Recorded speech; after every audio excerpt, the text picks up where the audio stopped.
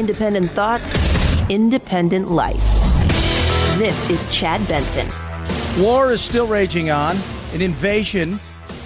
It is getting uglier and uglier and uglier. Yesterday, as we're really learning about the atrocities that took place in Bucha and what has gone on there, of course, the people are looking at the UN, right? Because yesterday, Zelensky goes to the UN and essentially says, hey, guys, you suck, right? You suck.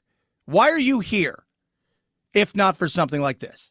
They cut off limbs, cut their throats, slashed their throats. Women were raped and killed in front of their children. Their tongues were pulled out only because the aggressor did not hear what they wanted to hear from them. Ladies and gentlemen, are you ready to close the UN? Do you think that the time of international law is gone? If your answer is no, then you need to act immediately. The UN system must be reformed immediately so that the veto is not the right to die. Yeah, and that's talking about the fact that who chairs the head of the UN Rights Commission right now? It's Russia.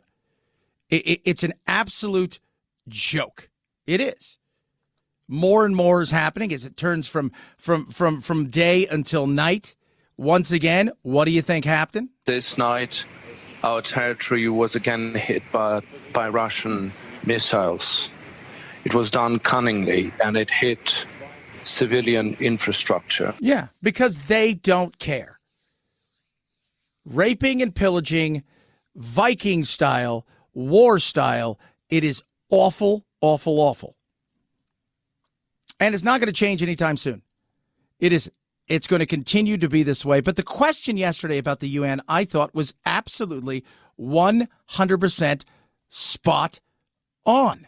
That was 2 years of my life at the United Nations. And what you do is you don't pay attention to their words. You call them out over and over and over again. And, you know, the United Nations should be acting. If you're not going to act for something like this, I mean, why do you exist? Great question. Here's the one thing they're pretty good at. They're good at giving out stuff. Right? They're good at being, you hear the peacekeepers. You're not keeping peace, but you're good at handing out food. You're good at getting out, vaccines. You're good at the blue helmet wearing. You're also good at pillaging countries. You're also good at exchanging, women around. And, you should go hear about that for oil and things of that nature. But why? Why are you here? I mean, at this point. You go back and you look at the League of Nations and several other things that have that preceded this. Nothing happened. Like Japan. When you go back before the UN, this League of Nations and all this stuff, and Japan basically tells the world, you guys, this is a joke. You guys can't stop us, even though we're a part of this, this group here. You guys can't stop us. We're going to do what we want. And then they walked out. And people in there go, yeah, we really can't stop them. And then the thought was, well, why do we have this? Well, then World War II comes, and we got this damn thing now. Prime real estate, Manhattan. God knows what that's worth. And it's, what did Bush call it? Basically a cocktail party? Because that's kind of all it is. You're good at going and taking the blue helmets and handing out food, medicine, vaccines, which are very important. But the whole thought was, we're putting this together in hopes of preventing atrocities. We're putting this together in hopes of preventing Yemen, nightmare, continues to be so. We don't talk about it. Well, it's a civil war, it's infighting, it's tribal. It is awful. What did you do with the Tutsis and Hutus? Nothing. Nothing. Not a thing. I forget the comedian that used to say this all the time. You guys couldn't break up a cookie fight at a Girl Scout convention. And that's the reality of it. If not now, then when? But we've seen this in the past. We've seen this. And we're going to hear more and more horrific stories about what people are going through. Bodies, women who were burned after they were bound and raped, but they didn't quite get rid of the stuff because it didn't burn the way it was supposed to burn. So instead, you've got half-charred women out there. Men, if you're over 50, you're screwed. I mean, you're fine. If you're under 50, you're going to get shot. One POW, named Gleb, says he was captured nearly a month ago while evacuating civilians. He was beaten by Russian soldiers. They hit me in the face with machine gun butts and kicked me. My front teeth were also chipped. Anya and Dasha were in the same unit. It was shelled by Russian troops, who they say tried to break them, making them shout glory to Russia, and they shaved their heads. It was a shock, but then we're strong girls. Dmytro says he was taken by Russian soldiers in Mariupol and suffered daily beatings during his captivity. They would beat us 5 to 6 times a day for nothing. They would just take us into the hallway and beat us up. Yeah, because that's what they're going to do. And you know, the scary thing is, and this is scary. Think about this for a second. We've always talked about, like, whenever we see a mass shooter, in particular, somebody like that took place in Las Vegas, and the thing that's always driven us crazy is we never figured out the why. Because we want to know why. Why did somebody snap? Could that be me? It's the same thing here. As a human being, how do you get to the point where a year ago you were living your life in Russia, you're conscripted, you get in there, and now you're at the point where you are a heathen, a beast, evil as it gets. You're probably not even in your early 20s. You may be closing in on 20. And you're led by a guy who's maybe 25 or 30.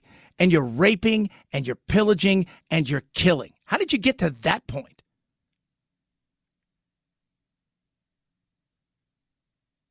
It is awful. It is absolutely awful.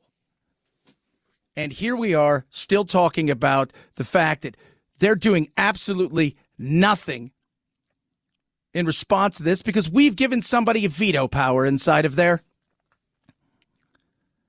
Somebody who's vile and awful, who started something, they are allowed to grade their own paper, knowing they cheated, but want to make sure that everything's okay. Sickening. 323-538-2423 at Chad Benson Show is your Twitter. Tweet at us, text the program. Lots of stuff to get to today, including, yes, the economy. Deutsche Bank is the first major financial institute that has come out. Like, you've had individuals come out, right? Individual economists. J.P. Morgan's Jamie Dimon came out and has said stuff. But this is the first major institution that's come out and said recession. Said the R word. Not that R word. Recession. What they're expecting is the continual rise of inflation to go a little bit higher, things are going to cost a lot more at times, and late this year, early next year, recession. Probably through the first quarter, followed by us coming out in mid-second quarter, and then in 2024, first quarter, probably another bit of recession. But not like 2008. I was trying to explain to people yesterday. It was like, oh, my God. Well, here in Arizona, 2008, the bottom fell out of the housing market. And this place suffered arguably more than anybody else, right? It exploded, the bulb, the bulb, and people who bought houses for $400,000, they weren't worth $60,000. They were upside down. Even people that bought in good faith who could pay off the loans, they're upside down $300,000 in their it just fell apart. They're not talking about that. What they're talking about is 5% unemployment, maybe 6% unemployment, not 15%. And it for be more mild. And one of the things they've pointed out, as we've pointed out on numerous occasions here, the Fed didn't act in time. And even when they do, they're 8 out of the 9 times they've tried to do this dance of, we got to make sure that we raise rates at this moment. We got to massage it at the right time because we want to have a soft landing. It's not going to be. You guys, out of the 9 times you've tried this, 8 times you swung and missed. Is it possible you get this right? Yeah. But to try to cool off the economy, you're going to overstep it at some point in time. And plus, there's no blueprint for war, coronavirus, supply chain issues. There's no blueprint for that. You're just This isn't like something you're trying to singularly control within our borders. And I always look at this, consumer confidence. People are spending money, but it's not the same. They're spending money and more money, and everybody's like, look at that. Yeah, but they're not getting as many goods as they used to because they're spending far more money on less goods, in particular, food, things of that nature. So consumer confidence right now is slowly but surely starting to pull back. That's a big indicator to me, maybe more so than anything else, because as the people go, if you feel confident and you believe it, well, that's how the economy goes. Because if you're not confident that your job's going to be there tomorrow, you're not confident that business is going to be there tomorrow, you're more apt to hold back than you are to spend. 323-538-2423 at Chad Benson Show is your Twitter. Tweet at us. A lot of stuff to get to today. Yesterday, I spoke to Kyrsten Sinema, and she is a senator here in Arizona. She's on the left side of the aisle, but you would never know it. She's arguably the most independent senator that's out there. She, along with Joe Manchin, pits off this White House on a daily basis, but she's upset. And what she told me about what potentially is coming here to the United States of America, numbers-wise, if Title 42 goes away, within just weeks of it, is insane. Talk about that. A lot of other stuff to get to, including the two biggest idiots in the world, but they got a story for a lifetime, and you will swear to God one of them's Jeff Spicoli. 323-538-2423 at Chad Benson Show, your Twitter. Eden Pure. Walk into my house every night. Never knew anybody ever smoked in the house. Thanks to Eden Pure. Oxyleaf 2 Thunderstorm is the greatest air filter ever, period, case closed. Why? First of all, no filters. Secondly, so easy. I just go over to the wall and I plug it in. Right? It's tiny. It's out of the way. You never even hear it. Did I mention you never have to buy an air filter? Within minutes, the house smelled completely different. Jack came out and visited me, spent about a week here, and he knew that Grandpa used to smoke and Grandma used to smoke in the house. You would never know that. Litter boxes, odors, whatever you have, Eden Pure's Thunderstorm, crush it in a moment. Save $200 in the Eden Pure Oxyleaf 2 Thunderstorm. You're going to get 3 units. You're going to save $200 by using code CHAD3. All right? So this is what I want you to do. EdenPureDeals.com. EdenPureDeals.com. Put in discount code CHAD3. You're going to save $200. You can get full coverage, right? Your kitchen, office, bedroom, anywhere. Just plug it in, super quiet, and within moments, you will smell the difference. That's EdenPureDeals.com, discount code CHAD3. Shipping is free. EdenPureDeals.com, discount code CHAD3. Chad Benson Show.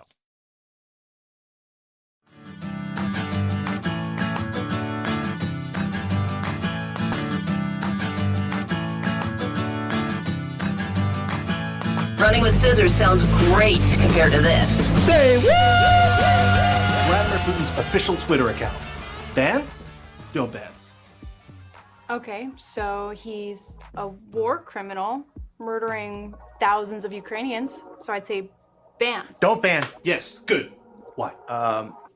Because he's a world leader, and Twitter doesn't ban world leaders. Exactly. You see, we support the powerful over the powerless. But didn't you ban Trump? Yeah, after he was a lame duck, and so he didn't have any power anymore. Hashtag not my president. Isn't that hypocrisy? It's a gray area. What does that even mean? It's a thing you say when someone says, isn't that hypocrisy? Also, you just hate Trump. Babylon B, that's them talking about Twitter, who they ban and who they shouldn't ban. There's some funny ones in there. We'll play some more a little bit later. You know, Elon Musk is, he's saying there's going to be changes. He owns 9.2%. I think the most you can own is 15%. Unless there's going to be some sort of hostile takeover. Doesn't mean him and his friends can't all pony up a bunch of money, set up some shell corporations, take control of the company. I don't know how much of that's going to be true. I think he wanted to get on the board and push for some stuff. And everybody's like, is he going to reinstate Trump? And I'm like, why would Trump want to be reinstated? You have Truth Social now. Isn't that the whole point? Except for the fact that that thing's floundering. But isn't that the point? You got Truth Social. I don't need you. So I think the whole thing is, he wants to get in on the inside. He wants to look around and say to himself, all right, what's going on here?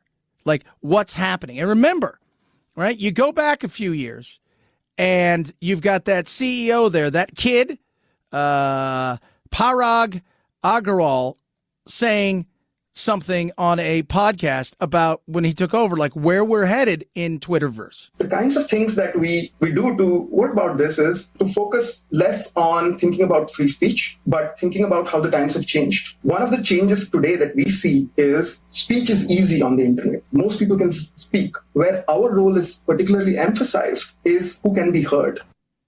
That's scary. Who can be heard?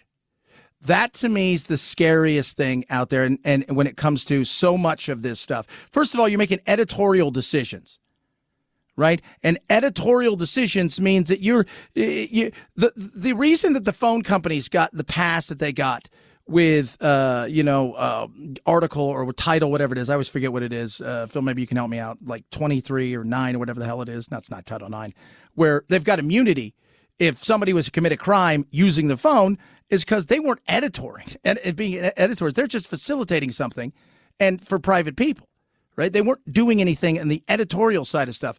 Where on the opposite side is they've decided that they want to be publishers and editors where they can decide what should and shouldn't be heard and who should and shouldn't be heard. That's the scary part about it. It's like the thing we've talked about. I don't know what's going to come out of the Hunter Biden thing. I think his uncle, Joe's brother, I think Hunter are in some serious trouble. It's kind of funny that everybody thought the Trump kids were all going to jail. To this day, still not any indictments with them. Yet there's no doubt that indictments are coming down, and there's going to be a lot of questions asked. And when the Republicans take over, and they're probably going to in November, don't think that this isn't going to ramp up. All that being said, for me, the bigger issue was the fact that platforms that want to publish, and not editorialize, did exactly that, became editors and told you what you couldn't see, what you couldn't talk about, what couldn't be shared. That's what's scary. That right there is what we should pay attention to. 323-538-2423 at Chad Benson Show is your Twitter. Tweet at us, text the program, Chad Benson Show.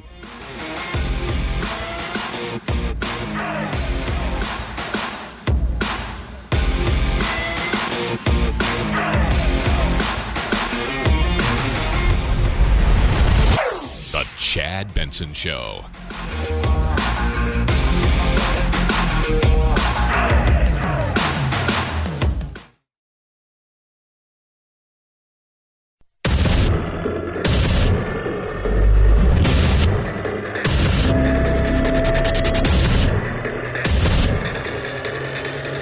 Independent thoughts, independent life. This is Chad Benson. Will we, won't we get in the war? And that's what it's going to become. Right now, it is an invasion, and there is this thought that, is it genocide? Is there going to be an annihilation? How is this going to go? Yesterday, Jen Psaki, before she bounces and makes real money at MSNBC, I got to think she's getting $5 million a year. Think about this, right? I don't know what she's making now.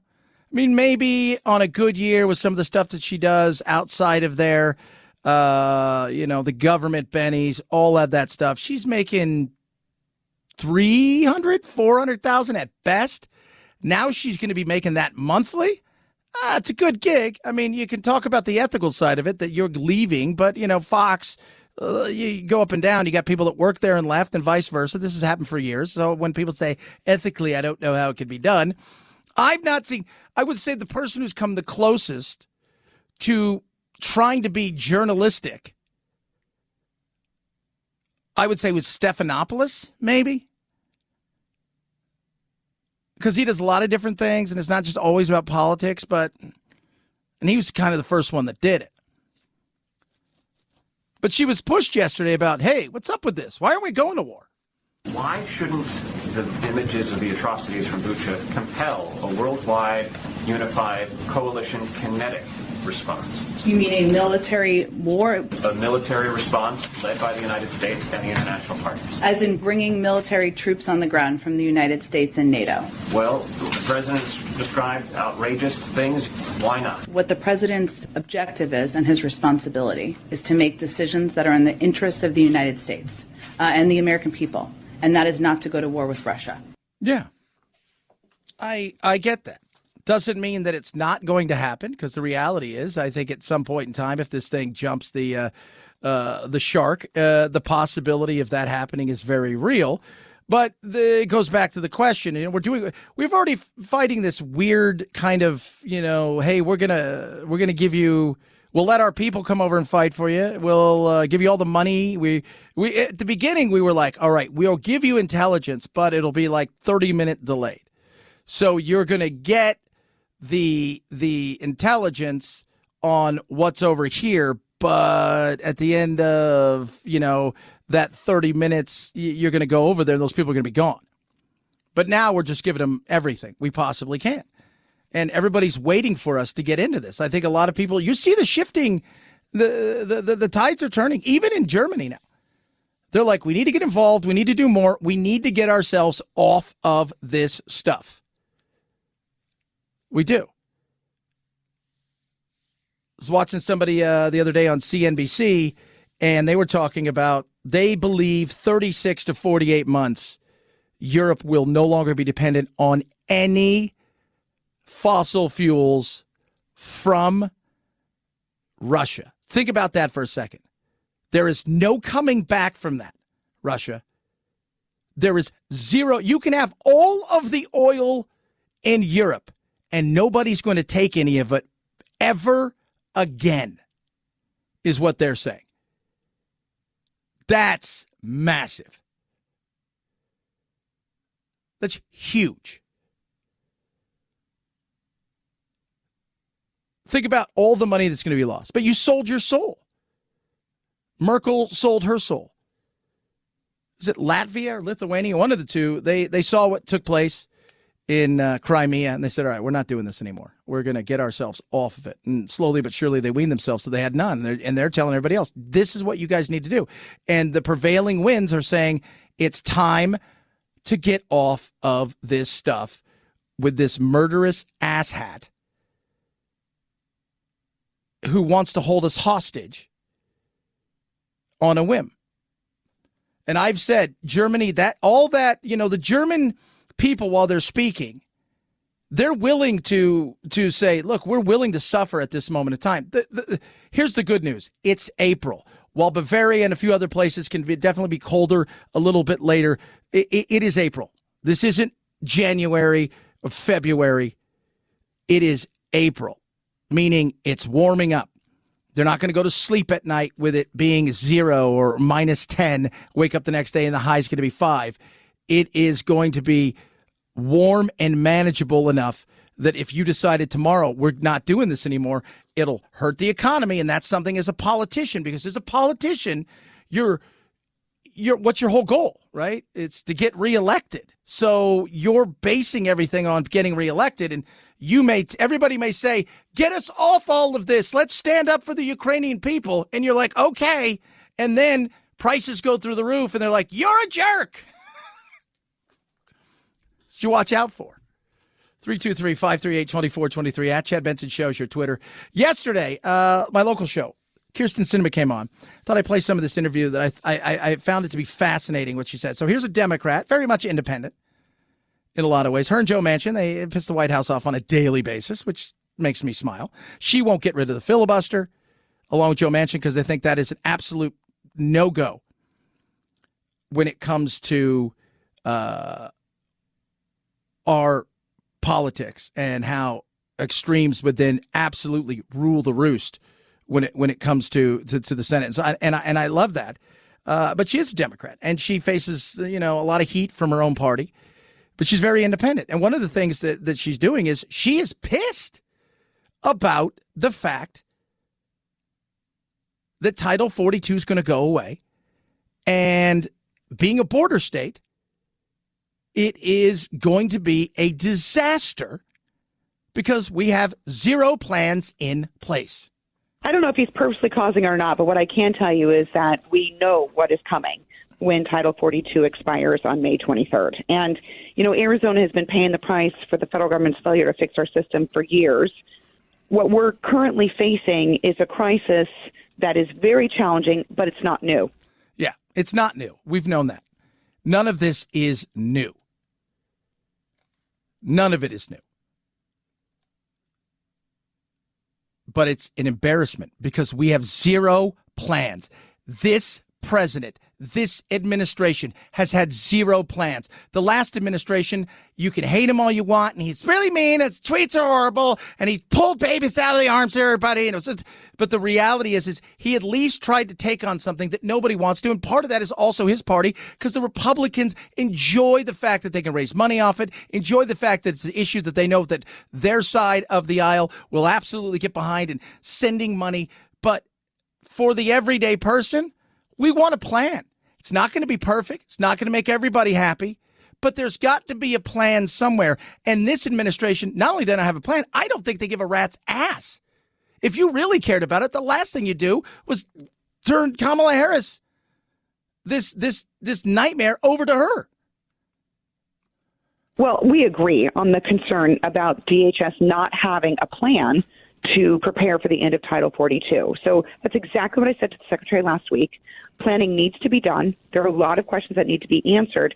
You all probably saw that just about a week and a half ago, Senator Kelly and I sent a letter to President Biden asking him to keep Title 42 in place because there isn't a plan to deal with the surge of migrants that will come. Now, Title 42, for you guys, it's not Jackie Robinson, and then everybody comes over here has to work Jackie Robinson's number, which is 42.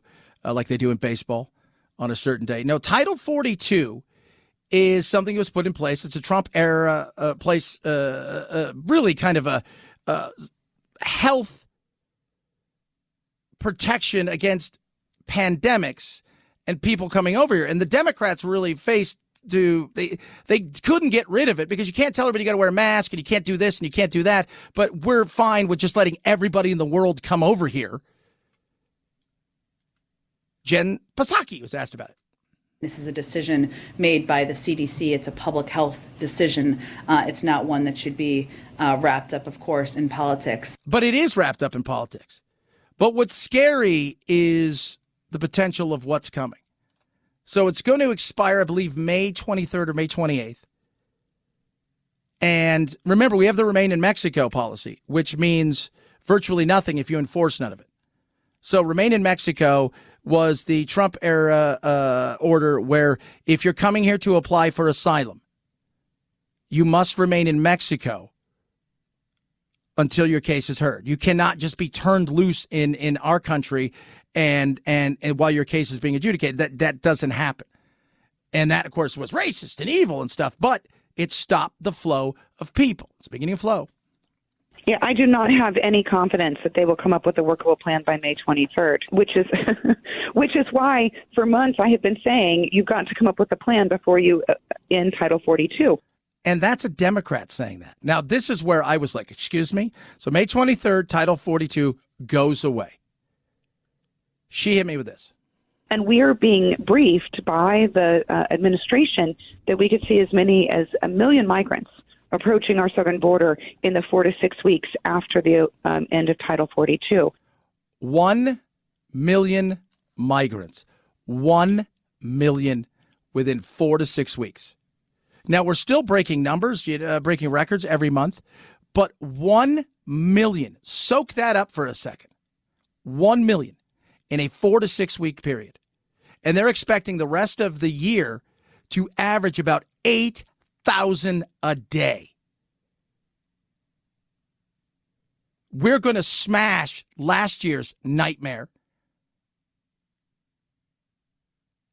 But that 4 to 6 weeks is something. Think about this for a second. 4 to 6 weeks during the worst possible time to travel when it comes to not like you're already dealing with the cartels and the nightmare that is the cartels, but you're also going to be traveling at a time when it's 110 to 120 in some of the most godforsaken land around. No plan. Title 42 should be gone. There isn't the pandemic anymore. I'm sorry, it's endemic. It's not going anywhere. We need to realize that. But even Democrats are going, you guys have no plan. This plan of no plan sucks. So maybe you should say, we should extend this thing another month or two. I mean, it's not going to really, do anything. But no, they won't. And Americans, both on the left and the right, are saying, we've had enough. The border needs to be paid attention to. They won't. For whatever reason, this president has zero interest in any of that. And hence the reason why that he is going to pay, along with several other missteps, in November. 323-538-2423 at Chad Benson Show is your Twitter. Tweet at us, text the program. Love hearing from every single one of you. A lot of stuff to get to. Do a little woke stuff. Tiger is going to play. Wonder what his chances are. We'll talk about that. Car Shield, 24/7 roadside assistance. Rental car for free while your car's in the shop. By the way, the shop is the shop that you choose. The shop that you choose. How awesome is that? You take your favorite mechanic. They'll get him paid directly. They'll do the paperwork. You don't have to do anything outside of paying a small deductible. What I love about Car Shield is because I got on all my cars, it's literally a phone call. They take care of it. They got plans to fit anybody's budget. But, in a time when prices are through the roof, at a time when getting supply is tough and labor's going through the roof, you put all that together, not having something to protect your wallet would be foolish. So get yourself Car Shield. It's simple and easy. And I'm going to save you some money. And I'm also going to give you an opportunity, kids, just for being a great listeners, to lock in your price forever. So the price you pay now is the price you will pay forever. Go to carshield.com/Benson or call 800-391-8888, 800-391-8888. You're going to save 10% and you're going to lock in your price forever. That's carshield.com/Benson or 800-391-8888 to save 10%. A deductible may apply. Chad Benson Show.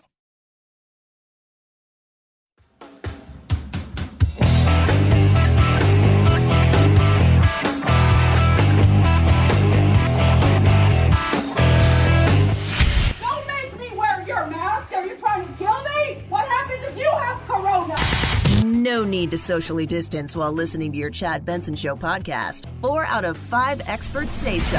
I'm a scientist. There is no corona. But hurry before they change their mind. You know they will. Chad's podcast found on iTunes, iHeart, Spotify, and wherever you find your favorite COVID-free podcasts. Oh my gosh. I kind of like it. I'm not going to lie. This is the Chad Benson Show. My name's Lavender Lou. I identify as Two-Spirit and have my relationship with my divine masculine and my divine feminine are very omnipresent every single day. I have very much an embodiment of male and female energy. You are queerphobic, transphobic, xenophobic. Go educate yourself. If you don't want to educate yourself, go be an idiot with the rest of the idiots in the world. By the way, it's International Asexuality Day. So if you want to know what the flag looks like, so it is black, gray, white, purple. Black represents asexuality. Gray represents asexuality and demisexuality. White represents sexuality. Purple represents community. So I've added another letter onto the LGBTQ2+, and it's P for pretend, because you're pretending, because it's not real. Did you hear that? That was spectacular. She's getting in touch with her what? Her killing of a cat? It's not very nice, Chad. Tiger's back. Speaking of somebody we know his sexuality is watch out waitresses. But he is back. Touched on it yesterday. You knew he was going to play. You don't show up, right? You don't show up there and do what he's doing and the way he's doing it and not play. Well, as of right now, I feel like I am going to play. As of right now. Yeah. I think that's absolutely a must. They asked him, can you win? I do. See, people keep saying, if he makes the cut, it'll be amazing. This guy's not out there for show. He's not out there for, hey, you know what? I'm going to show up, and I'm just here to participate. Because he could show up at the, like there's a lot of guys who've won the Masters. Some of them can still play. They're not playing. Right? They're not. They can, you could show up and with your green jacket and you get to go to the champions dinner where everybody has fun. And last night, so the champion from the year before, Hideki Matsuyama, he gets to do the menu, and it was sushi and all this great stuff on there. And you could do all of that stuff. But he's there to win. He's there to win. And he talked about hard and easy parts. Well, I can hit it just fine. And I don't have any qualms about what I can do physically from a golf standpoint. It's now walking is the hard part. This is normally not a easy walk to begin with. No. And if you've ever seen it, it is super hilly. It is crazy there. So, but he thinks he's got a shot to win. And I don't think he's not there to embarrass himself. He's not. It's not about whether or not he can do all the things. It's about whether or not he wakes up the day after walking 18 holes for real, not casually. That's where it's gonna show. 323-538-2423 at Chad Benson Show is your Twitter. Tweet at us. Text the program. Happy Wednesday. We're getting woke. Chad Benson Show.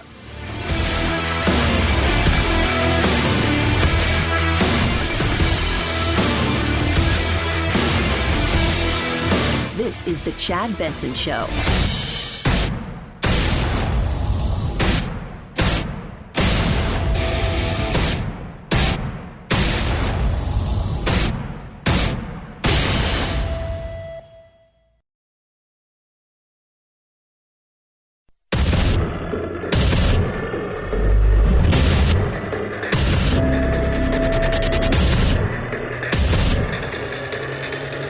Independent thoughts, independent life. This is Chad Benson. I've been saying it. I think it's coming. Get ready for it. It's called a recession. No! Yes. It's not going to be like 2008. It's not going to be one of these things where like, oh, God, what's going to happen? Here's the reality of it. We've got a situation that is ugly, not just because of what's going on in the invasion/war. It's a war because you were invaded. That plays a part into it. Not everything, but a part. Deutsche Bank, first bank to come out and first big financial institute that says, hey, we're going to have a recession. It's coming. Kind of just the reality of it. I think a lot of people were thinking that. And then you start questioning, what kind of recession we have? We're not having a 15% unemployment and any of that. So we're going to have a mild recession.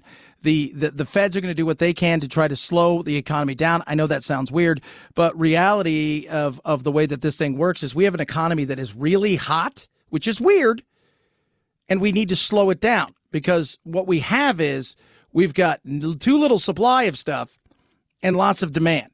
And so you're trying to bring them on par. A little parity there, a little par, a little bit on par. Use a golfing term, Masters starts tomorrow. A little bit on par. I'm going to slow it down a little bit. Here's what they're going to do. The thought is, can we have a soft landing? This is your captain speaking. Hold on to your hats and glasses. Put your hands between your, put your hands in the prayer symbol and bend over because it's probably going to be a little bit more of a thud and a you've been one of those landings? Where you're like, I think he landed on people. Yeah, that's probably what we're going to get. They're predicting 2 recessions, mildish, 5% unemployment, and later this year into 2023, and then again a year later, kind of the same thing for about a quarter. And then things will pick back up. But they've never really done this before. Yeah, the feds have tried to slow the economy down before. They've done that, and they've been awful at it. Like, if they're so bad at it, they're hitting below the Mendoza line, to use the baseball starts tomorrow. It's not a good situation because even in the best of situations where you would try to slow the economy down or you'd mess with interest rates, you are dealing mostly with something that would be in-house, right, in the United States with a few ties here and there. This has COVID still on it.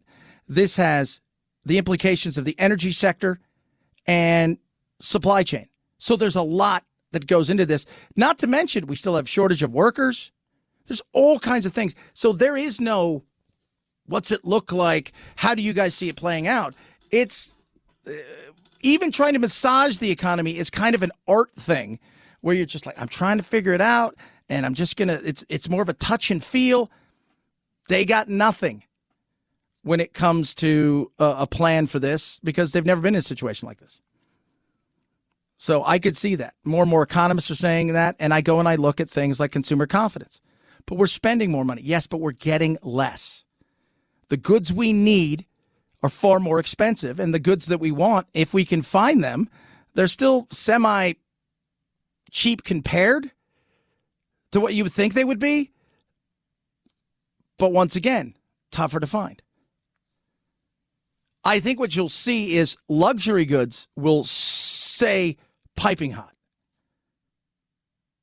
But goods that are the things that we need, right? The essentials, the day-to-day, those are going to get more and more expensive. And then we haven't even talked about what was it, Blackstone that came out last week and said, or BlackRock, we're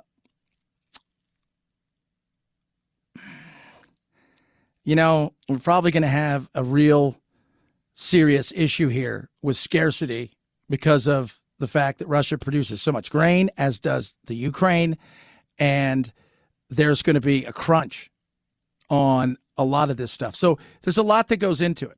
Not being a negative Nelly, it's not going to be 2008 where it's like your house went from $400,000 value down to $50. It's not going to be people on the streets with no homes or any that stuff is not going to happen. One of the reasons that there's not going to be an issue, too, when it comes to people are worried about the housing market cooling off. That's not a problem because there's not enough product. When you don't have enough product, that's still going to stay up. That's why I said luxury goods will still probably be okay. But the day-to-day essentials, that's going to be a tough thing. Because after 2008, people just stopped building. Well, now it's changed. Like here in Arizona, we have the highest inflation in the nation in Maricopa County. And we have a housing shortage. No matter how fast they build them, for every 2 houses they get done a day or 3 houses, we're having 200 people a day move here. They're just not building them fast enough. So there's going to be a crunch in building homes across the country. So there's a shortage in a lot of places outside of Detroit. 323-538-2423 at Chad Benson Show is your Twitter. Tweet at us, text the program. Love hearing from all of you. A nightmare going on in, yes, Ukraine. The question is pretty simple, though. Like, it's a nightmare there. We know what Putin's approval ratings are here, outside of a few people on Fox and some other people. We get that. But what about his country? Has he got a good approval rating? His approval ratings are sky high. It's incredible. He is seen as been doing the right thing and standing up for Russia, and so the way the Russian people perceive his performance is quite different from that of the rest of the world. Yeah, of course, because you control the media, you have all of those things. A younger generation probably doesn't see it the same, but the older generation, would still dominate, sees it in a much different way, and they control the narrative. And his approval rating is there, and he's also painting the picture. It is us versus them, the evil. Understand that Russia, they're not like us, right? We always think everybody's like us. Like they all want the same things. They want freedoms and they want to fight over sexuality and gender and they want to have their coffees, and they're not. They're a nation that always feels like they're being picked on.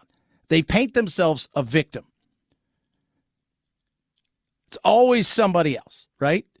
And the West is that big, mean, horrible person that's always trying to destroy them, always looking to eliminate them. And even some of the young are saying, well, you know what, this the West is doing this kind of stuff, and because they're painting it in a perfect way for a lot of those people, which is, it's kind of like, if you ever watched, Live PD, which was great, or Cops, right? You show up at somebody's house and somebody's called the police because so-and-so got into a fight and they hit me. And then the police show up. And while that person did something wrong, the minute the cops go in to handle it, that person who was the aggrieved party, who made the phone call, they get pissed and jump in. And that's kind of what's happening in Russia, which is some of the young, and that's, you know, the ones that aren't out protesting, which nobody knows about, but because they've all been taken away, but are upset because not because they think the invasion is good. They're appalled by that, but because of the way that everybody else feels like they're being attacked. They're being attacked based on the fact that they thought, you know, hey, you guys are attacking us now. So, look, I don't agree with that. But the fact that you've stepped, now it's becoming our problem. And while I'm not a fan of what he did, I don't like you doing that to our country.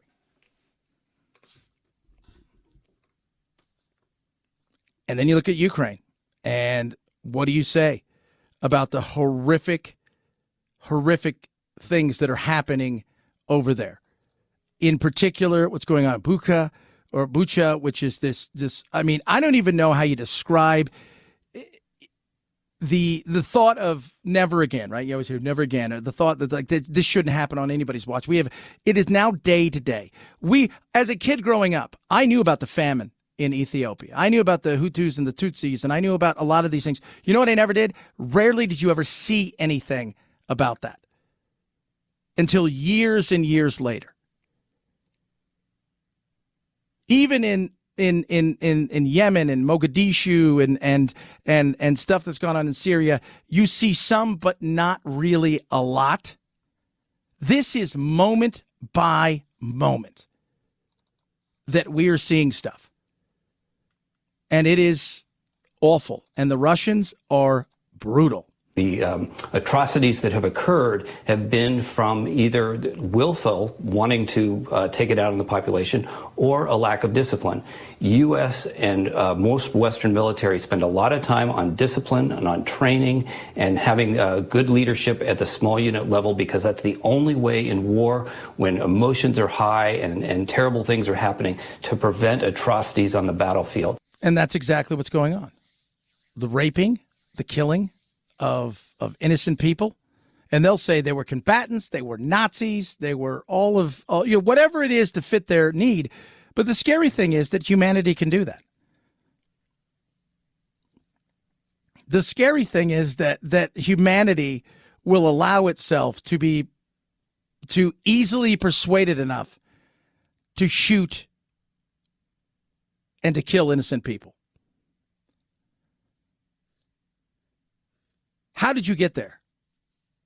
How? And many of these guys are conscripts. So, you know, a year and a half ago, you guys were in school, you were working on your farm, you were playing video games. How did you get to the point where you are raping and shooting human beings with their hands tied behind their back? 323-538-2423 at Chad Benson Show is your Twitter. Tweet at us, text the program. Love hearing from all of you. A lot of stuff still to get to. Some more woke stuff. Got a little what's trending. Speaking of trending, getting yourself healthy is fantastic. So, Healthy Cells, awesome, right? These are microgel packaged, right? So you get these little packets and put them in the refrigerator, and you could just tear the top off, take it, or you can put it in some water, make a smoothie, whatever you want to do with it. But because they're microgel, you're going to actually get all the vitamins and minerals and the nutrients you need. We've been doing the same thing since the 30s. 240 million Americans take some sort of supplement, and you're not getting all of that stuff. And a lot of people out there, you just don't like swallowing pills. My brother is terrified to swallow pills. Terrified to swallow pills. He's 23 years old, and he's a fear of pills. I'm like, dude, you need to take this. Last night, got home, tired, long day. I took the most amazing thing. It's called REM Sleep, right? And I was out like a light within a little while. It's got all kinds of goodies. 5-HTP, GABA. It's got magnesium, melatonin. It is incredible. And I slept so good. And for me, as you guys know, I don't get a lot of sleep. So if I can get 4 or 5 hours of real good sleep, it's awesome. And it was amazing. Try this right now. I got 2 things out there that I love that I use right now, Focus and Recall and REM Sleep. Just go to healthycell.com/Chad. That's healthycell.com/Chad. Use the promo code Chad. You're going to get 20% off your first order. You will not be disappointed. I will not steer you wrong. Healthycell.com/Chad. Promo code Chad. 20% off your first order. Healthycell.com/Chad. Chad Benson Show.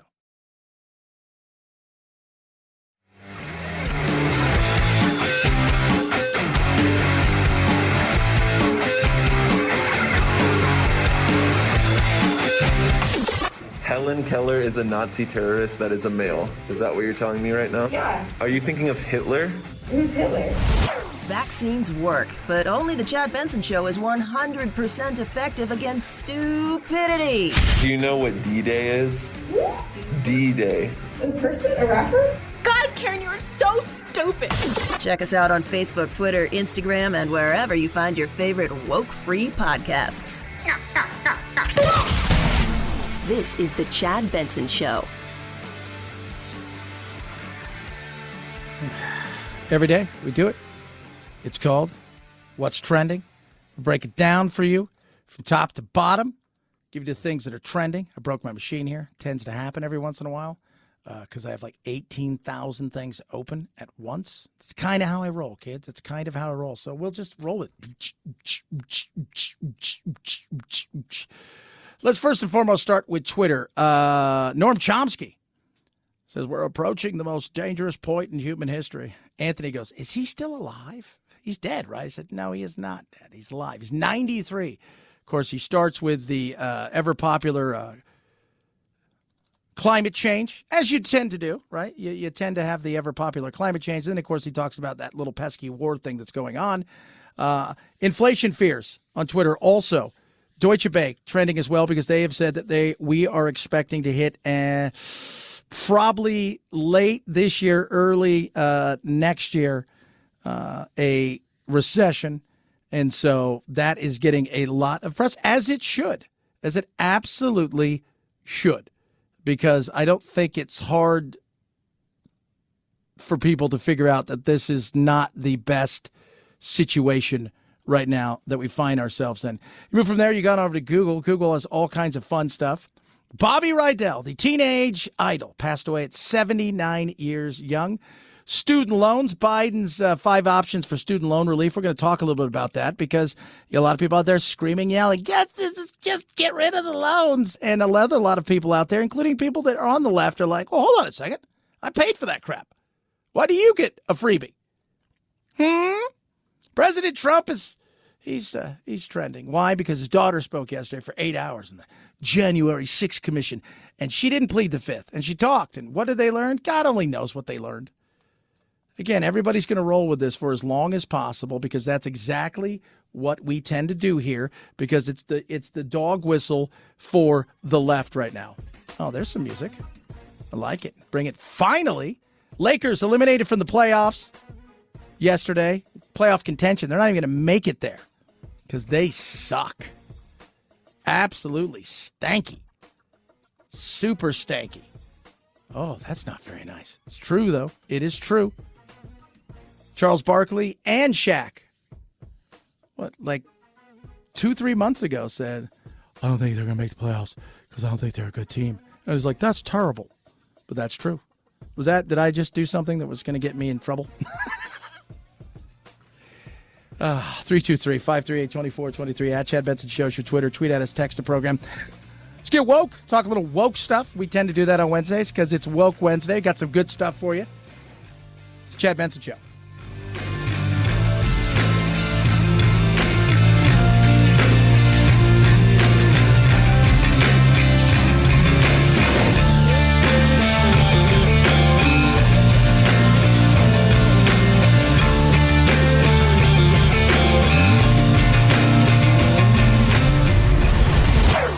Chad Benson Show.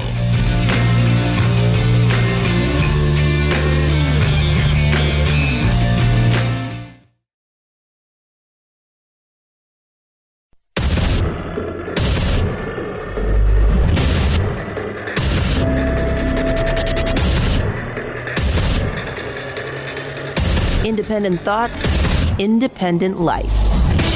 This is Chad Benson. Goes ow, ow, ow, but There's one sound that no one knows. What does the fox say? Oh, the headline. Fox bites man, putting Capitol Hill on high alert.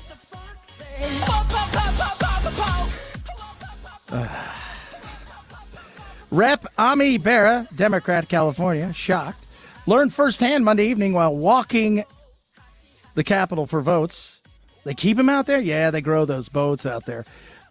He got bit by a fox, and now he has undergone a series of 4 rabies shots out of an abundance of caution. Put the Capitol on high alert. He said the encounter lasted about 15 seconds. No way. Yeah, well, it's not like they hung out, right? It's not like the fox is like, hey, I think I'm just going to chill here for a while, see what's going on. No, it was quick. It was a hit it, split it, and quit it kind of fox.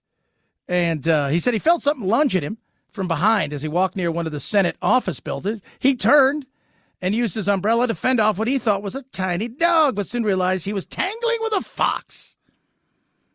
No way. He was tangling with the beast that was a fox.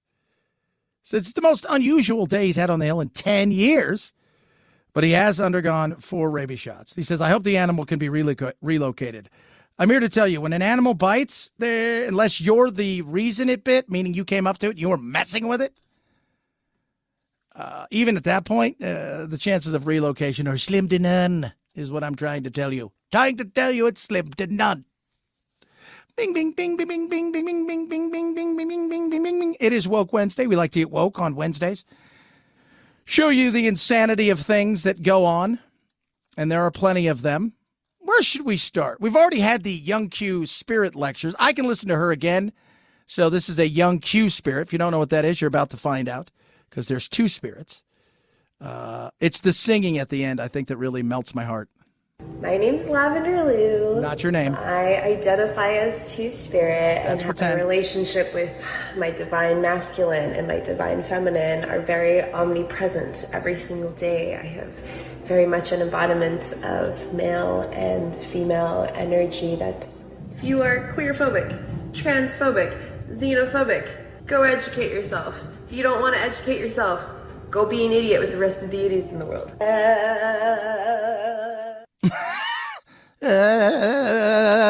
Is that guys doing anything for you guys?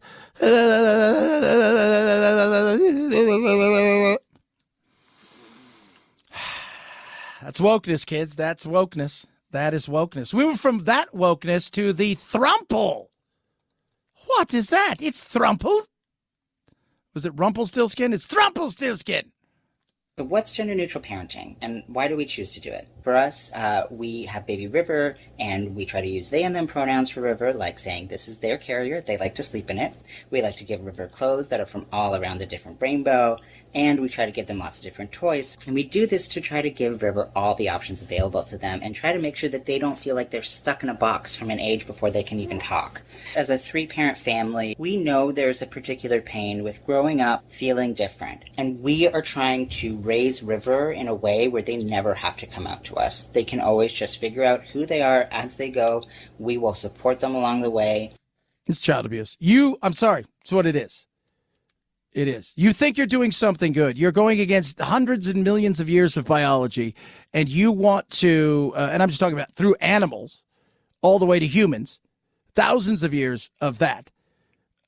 And you just said, oh, and that way they can come out to us. Why are you assuming? You're assuming. You're pushing. Don't tell me you're not pushing. Don't tell me in that house you're not pushing, right? River goes over and plays, and you can obviously tell River's a boy. But River goes over and plays with the Tonka toy, and you're like, wouldn't you like to wear a dress? And he's like, I don't think so. Wouldn't you like to wear a dress? I don't think so. That's just wrong and stupid. I expect nothing less. Those are probably the people like, you know what we need? We need to have student loan relief. What's that mean? We need all of ours. I have $500,000 in student loans from my gender studies and queer studies course in humanities. I need you to relieve it because I am due that.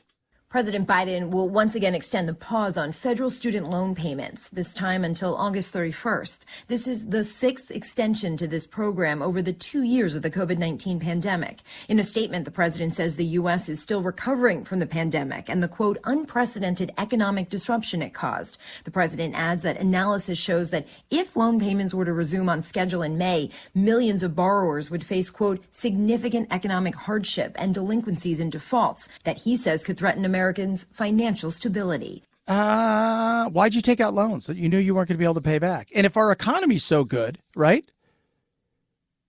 Because that's what I hear from the White House is how great our economy is. But we were just talking about that Deutsche Bank and several other economists are all coming out and saying we're going to have some sort of recession. It's going to be mild. It's not going to be 2008. I don't think it's going to be a depression.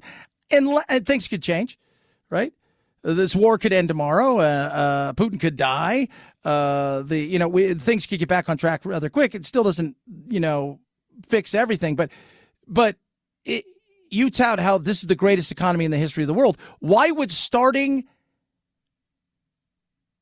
repayment of loans be a financial hardship for people who are living in the greatest economy of the world? Somebody answer that question. Again, I find it easy. I don't have student loans. I don't. My kids aren't going to have student loans.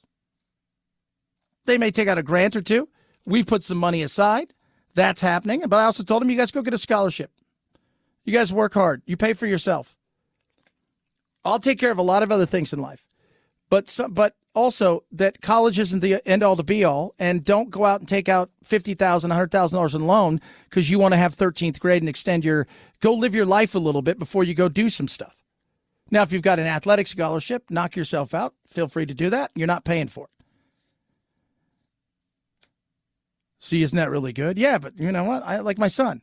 He's into hockey, right? He has private lessons. He do all those kind of things. By the time he gets to a point where he has a chance to get a free scholarship, I'll have put God knows how much money into his hockey. Could have bought him a college. But I don't see how it's my responsibility, your responsibility, to pay back student loans.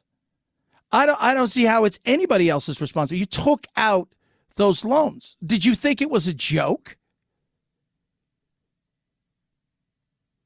Here's something else. You go and you get a degree in in queer studies or women's humanity or feminism 101 or interpretive dance or which a lot of these insane things, and it costs you God knows how much.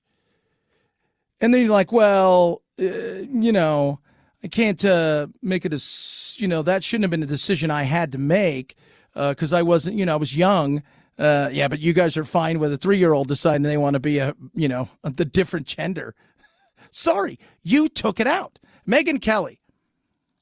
I don't mind Megyn. I think she got a raw deal over there when she was, where'd she go, NBC or wherever she was at? I think she got a totally raw deal. But she's on Sirius now. I think she's got a podcast. She's doing all right. She's all right. She's doing all right. She's talking about it like her whole life, like, hey, my dad died of a heart attack.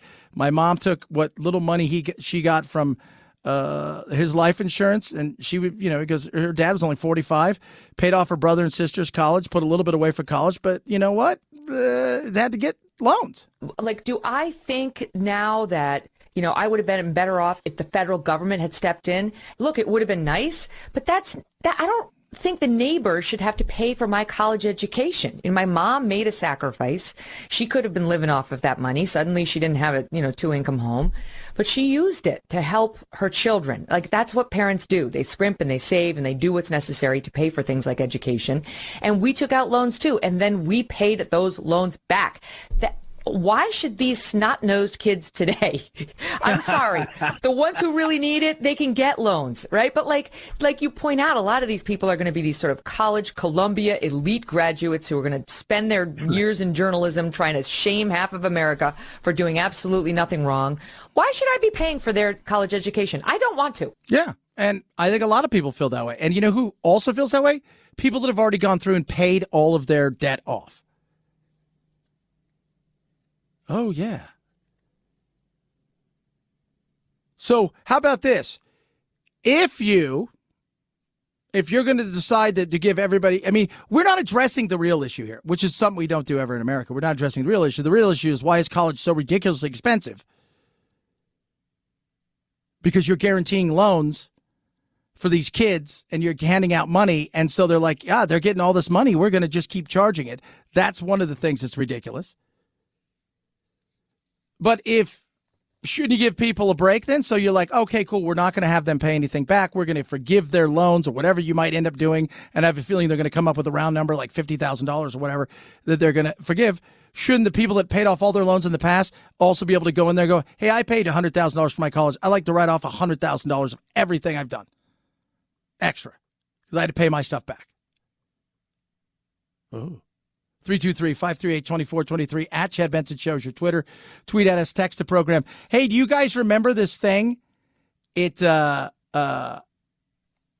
called COVID, and then it was big, and then we realized when everything was said and done, at least up until this point, that there were people that were in serious trouble if they got it. And the average person who was somewhat healthy without 1,000 comorbidities, you're going to be fine. Well, guess what they're talking about here? The thing that we've talked about, the weight issue. The science is definitely starting to demonstrate this link between people who previously had COVID and increasing rates of new diabetes diagnoses. Yeah, is that it? I think as we consider the menu of many things that could be incorporated into post-COVID conditions, diabetes certainly should be one of those conditions considered. Yeah. And by the way, you said menu. That was the problem. But diabetes and weight played a huge part. Weight played a massive part. Go and look how many was it, like 79% of people who died or were hospitalized were obese. Not just not 20, 30 pounds, but like, walking up a step was a problem. Address it. Again, address it. I find it funny, though, they're looking around. Well, we're starting to learn now that there's some issues with obesity and diabetes and then, of course, you had people stuck in the house for 2 years in a lot of places. And what do you think they did? They didn't work out. They ate their way through a lot of stuff. It's going to be an issue. 323-538-2423 at Chad Benson Show is your Twitter. Tweet at us. But an issue no more. Maybe you're one of those people, right? I know I put on like 20 pounds. I worked out a lot, but not as much as I did. And I changed my schedule and been working, I'm up at 2 a.m. and 3 a.m. some days and, go to bed at 8 o'clock or 9 o'clock at night when I get home. And it's easy to do. That's where Calibrate comes in. Their whole thing is about resetting your metabolism, especially as you get older, right? It's struggle a little bit. It's like something's not working no matter what I do. It doesn't seem to lose weight. Fad diets only work for about an hour. And then you're like, this is awful. And the weight's not coming off. Well, with FDA-approved medication through Calibrate and one-on-one video doctor visits, one-on-one coaching, an app where you can track with members like yourself in a community and get to talk, but a small lifestyle changes and you're going to reset your metabolism so your metabolism and your body feel healthy at a lighter weight, and it's not fighting you because it's thinking you're starving yourself. It's a great thing about Calibrate. It is simple, fits into anybody's schedule. It's the easiest way I think you're going to lose weight. I've had several people try several diets, one of them locally here, as well as this. And they're like, this is the easiest thing I've ever done. Yeah. Small changes, FDA-approved medication, long way, right now. Save big. Get $50 off 1 year, metabolic reset. All you need to do is go to joincalibrate.com. That's joincalibrate.com. Use the promo code CHAD. JoinCalibrate.com. Use that promo code CHAD. You will not be disappointed. JoinCalibrate.com. Promo code CHAD saves you. Chad Benson Show.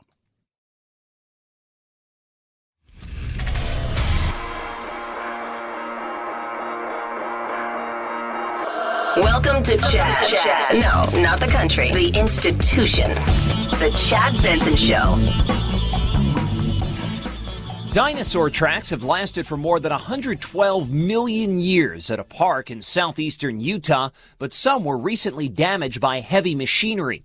The Bureau of Land Management says the damage is minor, but that a project to rebuild a boardwalk at the Mill Canyon Dinosaur track site should be reevaluated. The park has tracks from at least 10 different kinds of dinosaur species. And the Salt Lake Tribune says the report also found that a prehistoric crocodile's path over a mudflat appears to have been driven over by a backhoe. I don't think we need to use that kind of language. Sometimes nature will mess you up, and sometimes nature gets messed up, as we already know.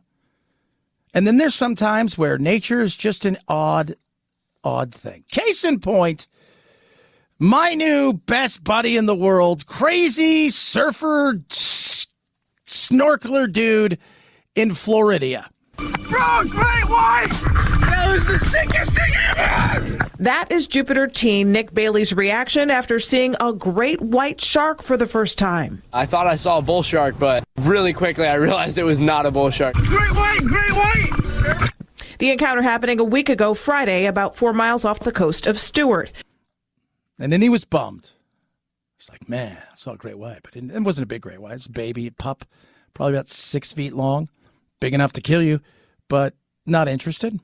After I looked at the video, I realized, I was like, man, I was so close to it. I was like, I really wish this could happen again and I could touch it. Like, that would have been so cool. Ironically, his wish came true. The very next day, he saw another great white, this time off the coast of Jupiter. When I realized what it was I was like, wow, this is happening. Now, this is when they bring his other snorkeling buddy in. And he is the winner today of all things that are hilarious. So then we look over and he's just like cruising the bottom and Nick went down and I just followed behind him.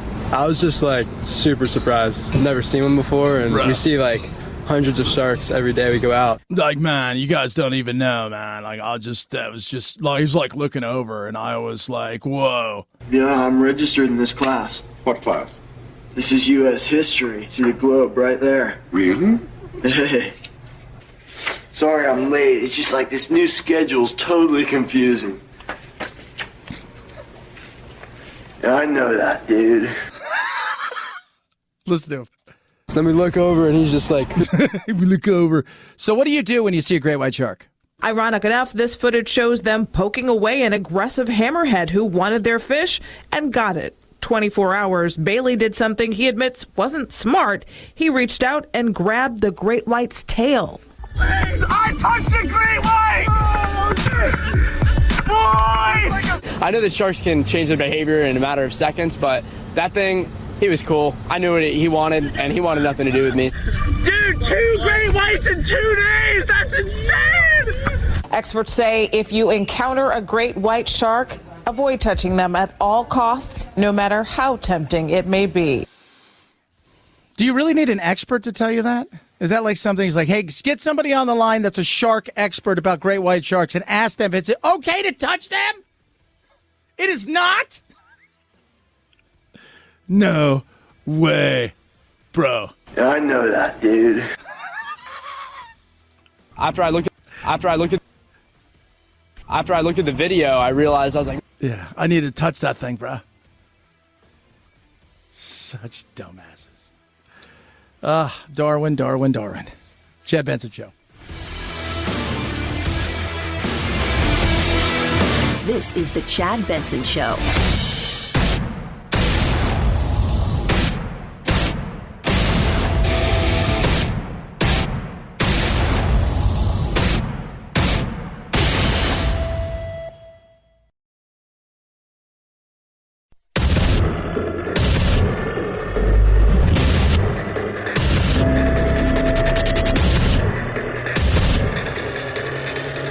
Independent thoughts, independent life.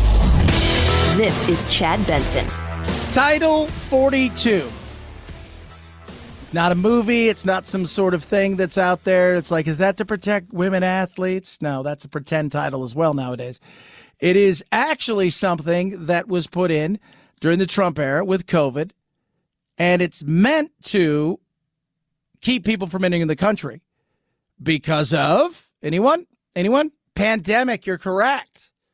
Good guess for you. It's going to go away. People are worried. They're even asking that old Jen Psaki questions. This is a decision made by the CDC. It's a public health decision. It's not one that should be wrapped up, of course, in politics. But it is, because politically it gave you guys cover to to say, well, we're doing all we can at the border when you don't do the remain in Mexico, which was upheld by the Supreme Court, which, if you guys remember that, one of the very good thing that Trump did, it says, yeah, you can apply for asylum, but you have to wait in Mexico. Now, Mexicans can come here and apply for asylum here. I think because in theory, it's supposed to be you if you are fleeing somewhere for political reasons, violence, LGBT reasons, right? You're going to get murdered, like on a political scale, something of that nature. You're the first safe place you come to is where you're supposed to apply for asylum. So if you were to land in Canada, in theory, you're supposed to go to the American embassy, apply for asylum there, and you have to wait in Canada until they either grant you asylum or don't. Then you have to go from there. So Trump put in the remain in Mexico policy, which the Biden administration is like, no, we're not going to do any of that. And then they went up and the Supreme Court said, well, you have to. And he's like, still not doing any of it. And we'll do a little bit. And so they're like, all right, this week we're going to do these 3 feet. So if they come across here, they have to remain in Mexico. But the rest of the border, feel free to do what you want. And it's becoming a nightmare, as we know. Last year, record-breaking for Biden, and not in a good way. And it's not slowing down. I believe. And I want you guys to understand something. It's going to get worse. So we're going to play Senator Sinema in a second, who's the senator, Democrat from Arizona, who spoke to yesterday. But listeners report about what's going on. Bill Malugin from Fox. Once the feds drop them off, an NGO just lines them up single file and walks them across the street right near a bus terminal here where they get on buses and they are free to travel wherever they want to elsewhere across the United States. Talked to some people going to Nebraska and Louisiana today. And if we can pull up these photos right here, my sources are telling me the government is now giving these migrants these phones instead of ankle monitors in some case. And the phones are used to apparently track the migrants and establish a line of communication between them and ICE. But those sources tell me there's really nothing stopping the migrants from just discarding the phones or throwing them away if they don't want to be tracked or check in with the government. Scary, right? Like that's our plan.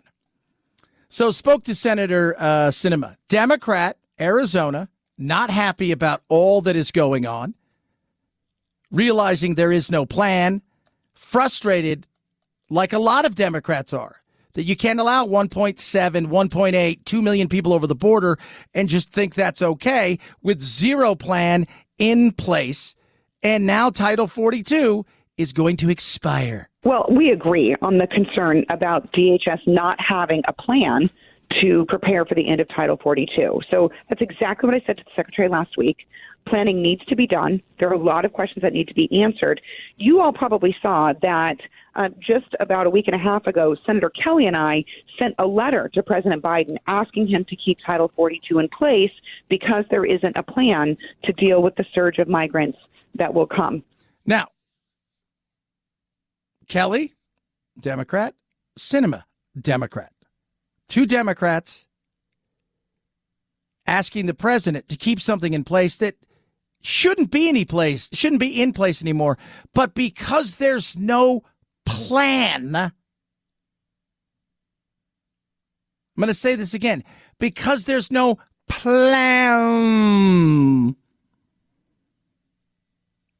Keep this in place so at least we have something.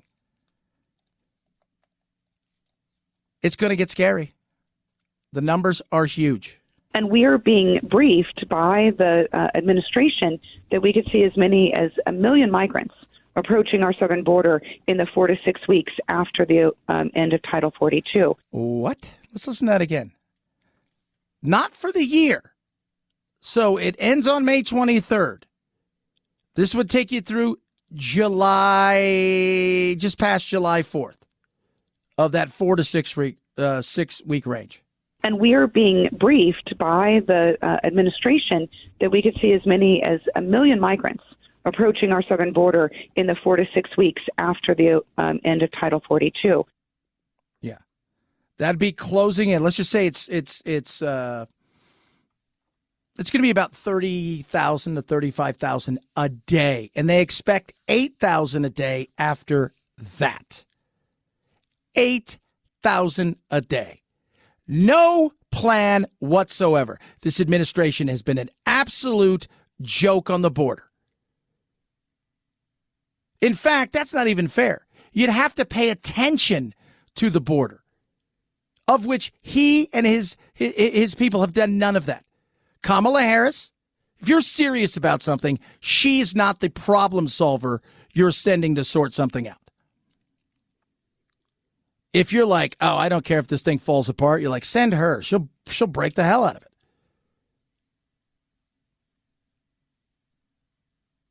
That's what's coming with zero plan in place. That's what's coming, knowing full well they've got zero ways to stop it. And the ways that could be enforced, they refused to do and continue to do so. 'Cause it's mean. Last year, 1.7, 1.8, 1.9. Realistically, probably closer to 3.5. This year, I expect that we'll know of over 2+ million. That we know of. Nice. No plan. Failure by this administration after failure. After failure. Afghanistan. Yeah. Nightmare. We all know that. Joke. And by the way, speaking of that, let's just rewind this and take away the collapsing of Afghanistan, the not listening to your generals, all of those things. What did they say in Afghanistan? The Pentagon and all the reports that came out afterwards? They had no plan in place. Zero plans in place. But when you talk about immigration, they're trying to get people over the border here that are down in Tijuana from Ukraine. And it's not going great. Think about all the people that we left in Afghanistan that we promised to bring over here. This administration is just a hot mess. If I asked you, give me something that they're not even talking about their infrastructure bills anymore. They're not even talking about any of the stuff that they've talked about in the past because there's nothing for them to hang their hats on. Their Lord, they can't go, hey, you know what? Look at that right there. I'm hanging my hat here. Look at this is it. I'm planting my flag. This is it. It's great. You've got nothing at this point. Inflation through the roof. Good chance we could be heading towards a recession. The R word. Yeah, not that word. People are wondering, what's the end game here with Russia? I think he's done somewhat of an okay job. I don't blame him for COVID, but I do think, again, with COVID, perfect example. He divided the country instead of uniting the country. More deaths under his watch, and we had the vaccine. And when it came to testing, he, once again, his administration was so piss poor in implementing anything. That testing was, we're getting you guys all test kits. I ordered test kits. I thought, what the hell, right? I'll order them and I'll sell them to the people here who get freaked out by that stuff. I never got my test kits. Never got my test kits. Solid. Phenomenal. 323-538-2423 at Chad Benson Show is your Twitter. Tweet at us, text the program. Love hearing from all of you. 7 in 10 people believe that their best friend is their dog. It's kind of weird. I do not think my best friend is my dog, any of my critters at all. I know my best friend. My wife's my best friend. My best friend Kenny, and Ray, and a bunch of the dogs. Not so much. Now, in saying that, I do look at my dogs as like parts of the family. That's, it's probably what you do right there. But and I think a lot of that, the 7 and 10 is a younger generation where, you're bringing your dog into your life, and especially over the last 2+ years, you're in a situation where you spent so much time with your critter that, yeah, that I could see how that you believe it's your best friend. Well, if they are your best friend, then I got something for you. It's called Rough Greens. Oh, kids, you want to know what that's called? It's called Segway. Rough Greens, vitamins, minerals, probiotics, omega-3, 6, 9. Incredible. Best thing I've ever given my dog. Sprinkle on top of my dog's food. Well, not my best friend. Love them like they're my own. My little critters. Take care of them best I can. And that's where Rough Greens comes in. And they love it. Eat it up. They have no health problems. Thank goodness for that, because my older dog Doodle did. His hips were so bad you couldn't even touch him. We thought about putting him to sleep. We don't worry about that now. Energy, happy, healthy. I want you to try it. They want you to try it for free. They're going to just ask you. You pay for shipping. They're going to send you a bag for free. How do you get it? ruffgreens.com/Chad. And if your dog truly is your best friend, they'll appreciate this.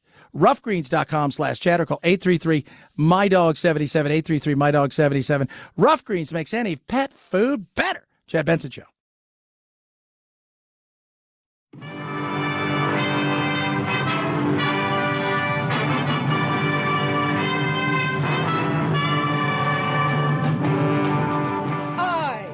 To be free. I am not a terrorist. I am not Antifa. I am not a sex slave that wears masks. Don't be a cutie pie.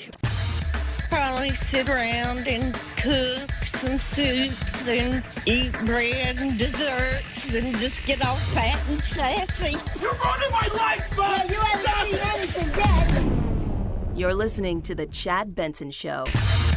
Some concerned mothers in San Francisco say they've had enough of what they call the open drug market in the Bay Area. The group, called Moms Against Drug Deaths, spent $25,000 on this billboard, welcoming tourists to the city, saying San Francisco is famous the world over for our brains, beauty, and now dirt cheap fentanyl. That's always nice. Dirt cheap fentanyl. How do we get that? Fentanyl is a bad thing. Super bad. So these mothers against, drugs, right? And stuff like that, because fentanyl is just evil. Another reason we need to get a hold of the border. But it is terrifying. The drugs that are out there now, and your parents will say it, maybe even you. It wasn't what was around in my day. Not like this. Not one pill kill you kind of thing. Sobering.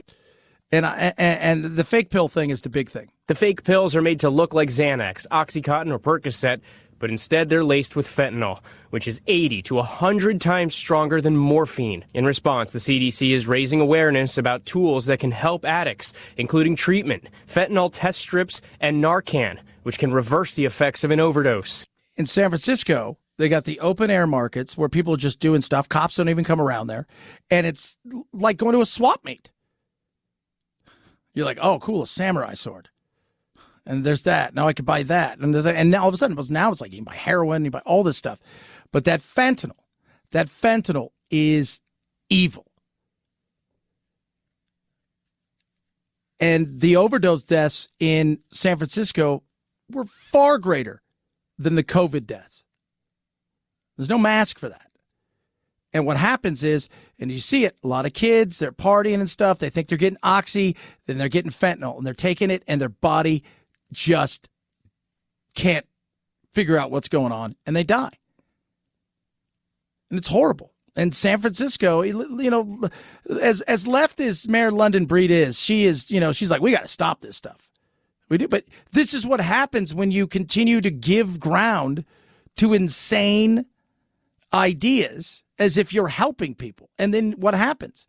Well, you've got the bums, the junkies, as a couple of my buddies call them, but you got the drug addicts wandering around. You've got the mentally unstable wandering around. You've got people pooping in the streets as if somehow that's helping humanity. It's not. Absolutely nasty. And then, of course, you've got the potential with this drug to see how many overdose. I was watching a movie the other day, Antlers, a horror movie. Really cool horror movie. And in the movie, this little kid who's got issues because dad's a Wendigo now and his little brother, and his sister teaches at the school. She goes, what do you know about it? He goes, well, I know his brother. I said, he goes, I've given him Narcan like 10, 15 times to save his life kind of thing. And I'm just like, that's a lot of places where you'll hear stories about them reviving somebody 2, 3, 4 times. It's like, oh, this is so-and-so. It's crazy. 323-538-2423 at Chad Benson Show is your Twitter. Tweet at us, text the program. Love hearing from every single one of you. Feel free to hit me up on all of the social media. Speaking of social media and the insanity, we're going to talk a little bit about social media now that, yes, he is taking over a board seat at Twitter. We're talking about Elon Musk, where maybe he could talk about things like the CEO saying stuff like this. The kinds of things that we do to work about this is to focus less on thinking about free speech, but thinking about how the times have changed. One of the changes today that we see is speech is easy on the internet. Most people can speak. Where our role is particularly emphasized is who can be heard. Yeah, that's scary. That's who can be heard. Speech is easy, but who can be heard? Why are you the arbiter of truth and people that should be heard and not heard? Talk about that, a lot of other stuff, some woke stuff as well, because that's what we do, kids, on this Wednesday. It's the Chad Benson Show.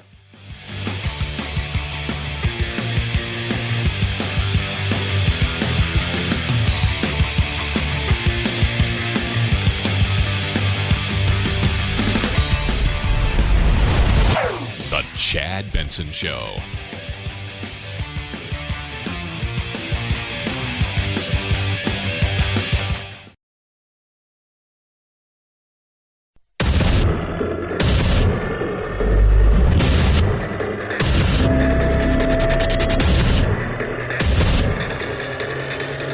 Independent thoughts, independent life. This is Chad Benson. They're bringing the old powers that be who run the oil and gas industry, which is there are a few industries, right, where you can just, I hate them. They're just evil. And oil and gas is like big tobacco. They never drag them out there anymore. That's yesterday.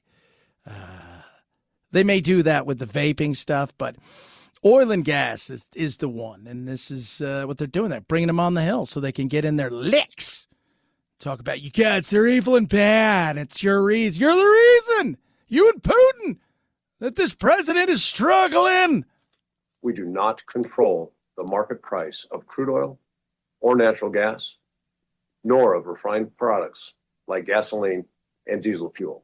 And we have no tolerance for price gouging. Mr. Wirth there, not Butterworth, just regular Wirth.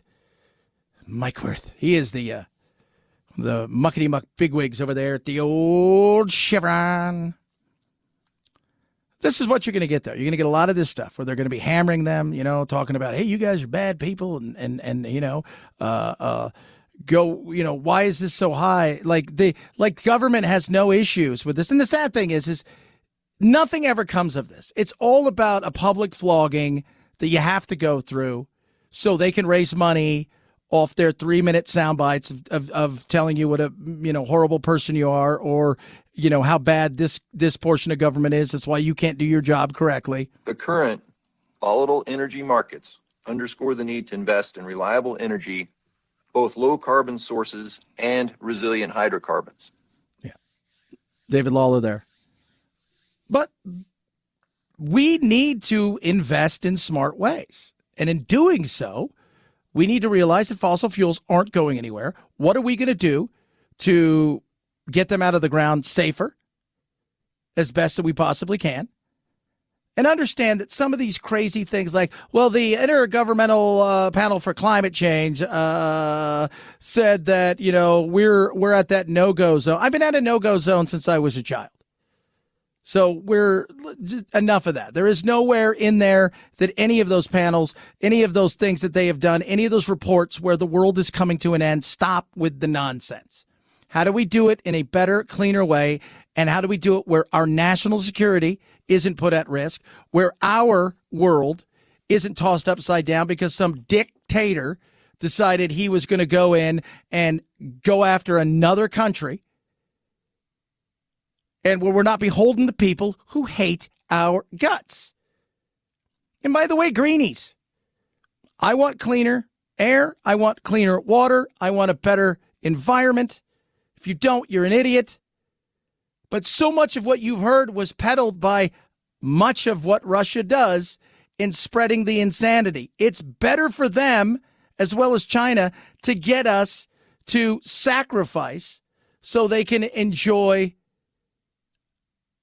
how we're hurting. And they pump out stories. And they prop up. Oh, I never thought of that. Oh, yeah. Our good buddy, Senator Kennedy.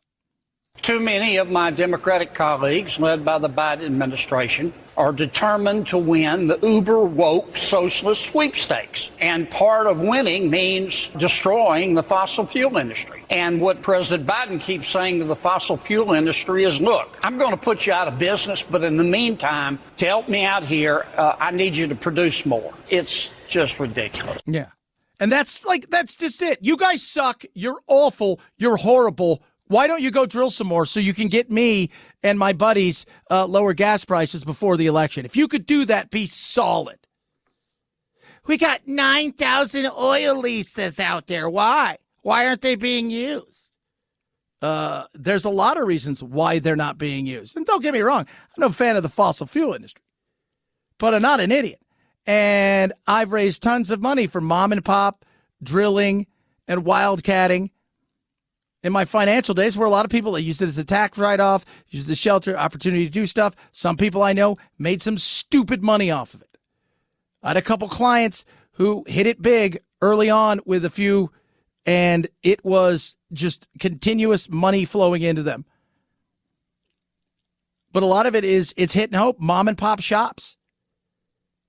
And when you have to know that you've got a lease and you've only got a finite amount of money and you're going in, you're trying to drill, you're trying to do something, and in doing so, you're going to have to pay gobs of lawyer fees and regulation, environmental impact studies. It's going to bleed you dry. Why would you want to put yourself in a position that even if you're successful, the chances of you breaking even get smaller every regulation and piece of paper in those reports are printed?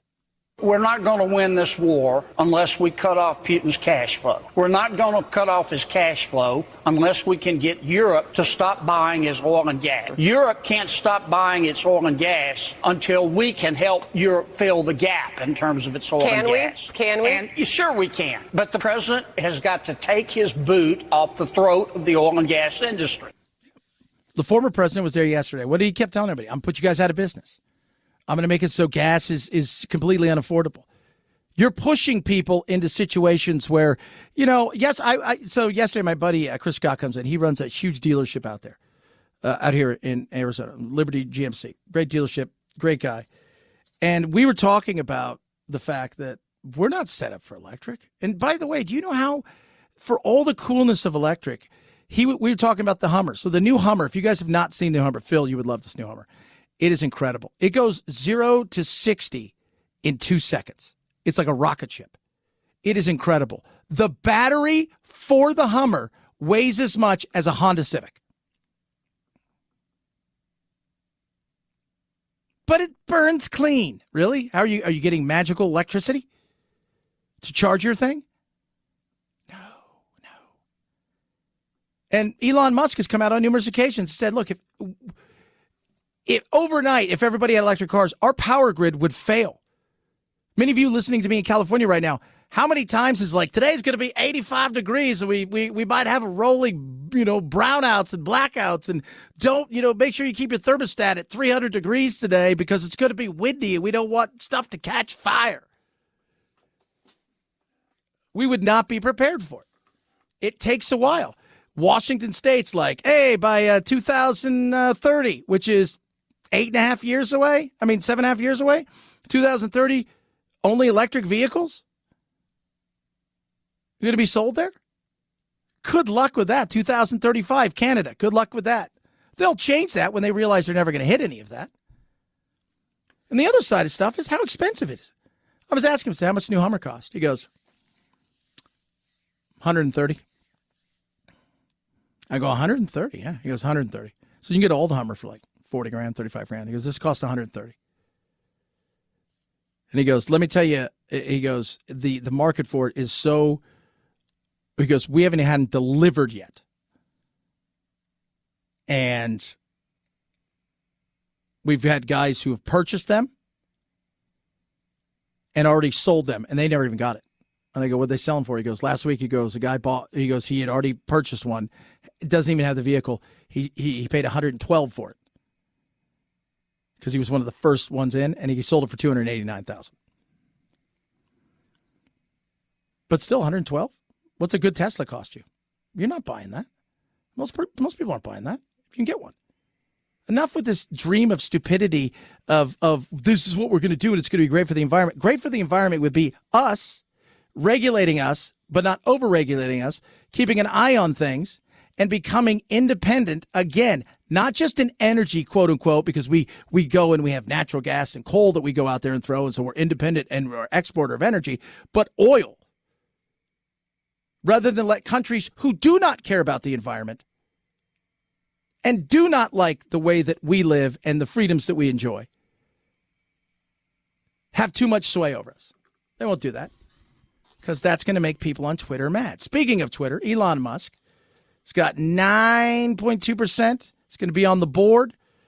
2 years ago, I think it was, Parag Agrawal, who's the CEO, was talking about free speech on Twitter, and we know what Twitter does, right? Like the minute you say something they think is just, don't, persona non grata, don't talk about that. We don't like that. We don't like those views. We don't like the fact that that's Russian disinformation. Don't say anything about ivermectin or any of that stuff they don't like. Oh, Wuhan lab? No, come on. They shoot you down and they throw you out. And this is what he said.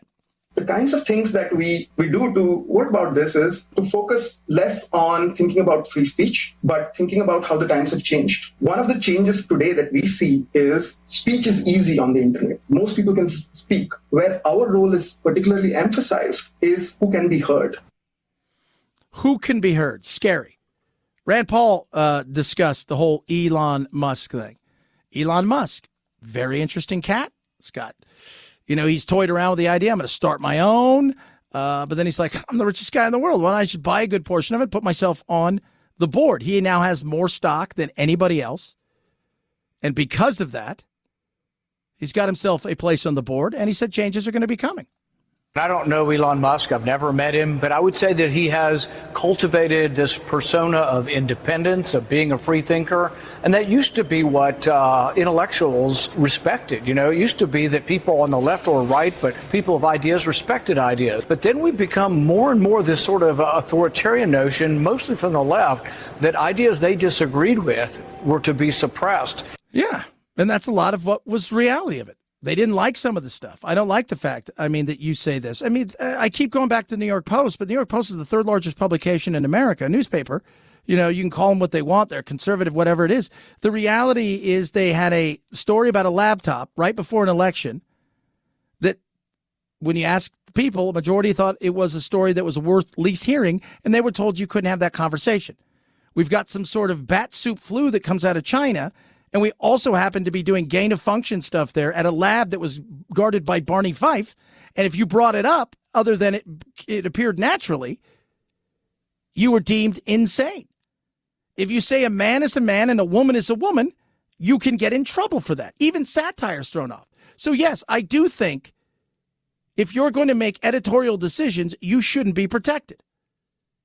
And Elon Musk, I think, is going to go in there and say, you know what, we need more free speech. And we're not talking about, so you don't care what anybody says. No, come on, get your head out of your ass.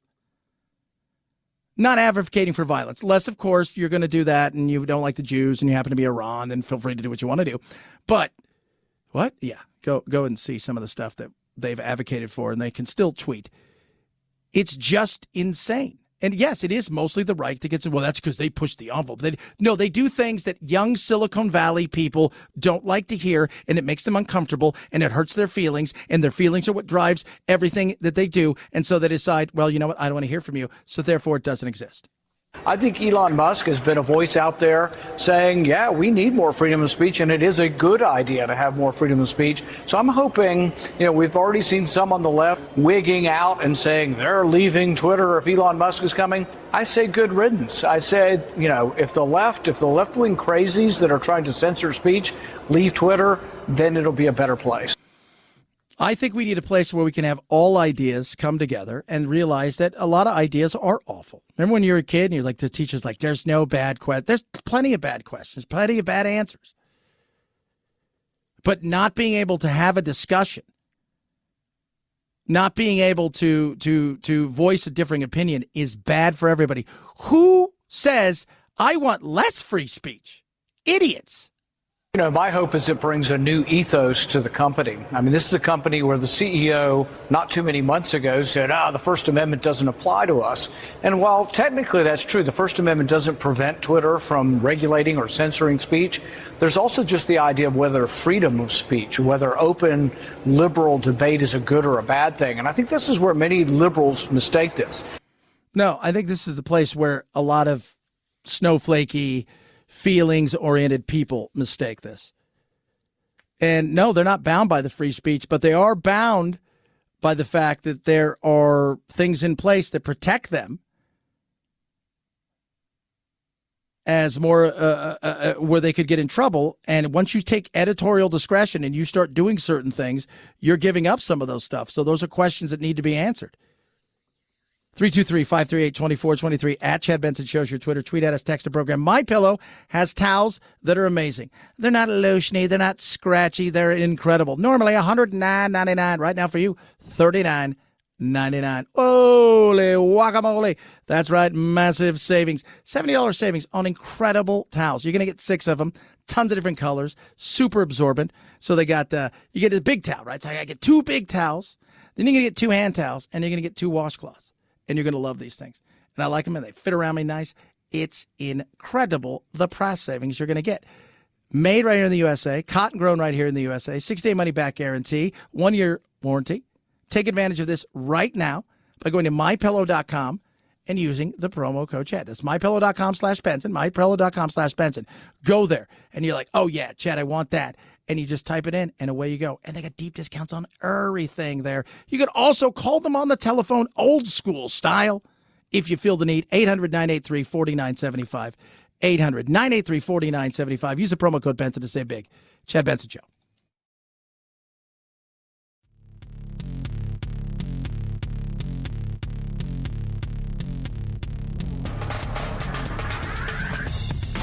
Serving up talk radio medium rare and dripping with irony. It's Chad Benson. It's our woke soundbite of the day, and the singing at the end of it is delicious. My name's Lavender Lou. It's not your name. I identify as two. I just want to say your name is not Lavender Lou. That's your pretend name that you made up.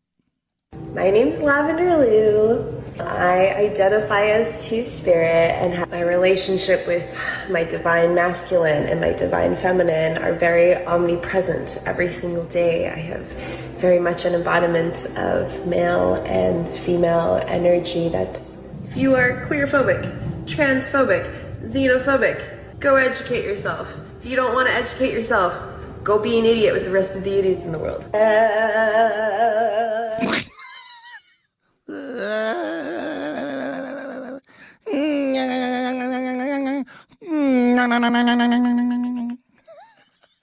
You guys, does that do anything for you? Anybody? Oh, wokeness, kids. One more from our good funny, our good fun Thrumple parents, Thrumple-Stillskin, raising their child to be, well, you'll hear. So what's gender-neutral parenting, and why do we choose to do it? For us, we have baby River, and we try to use they and them pronouns for River, like saying this is their carrier, they like to sleep in it. We like to give River clothes that are from all around the different rainbow. and we try to give them lots of different toys. And we do this to try to give River all the options available to them and try to make sure that they don't feel like they're stuck in a box from an age before they can even talk. As a 3-parent family, we know there's a particular pain with growing up feeling different. And we are trying to raise River in a way where they never have to come out to us. They can always just figure out who they are as they go. We will support them along the way.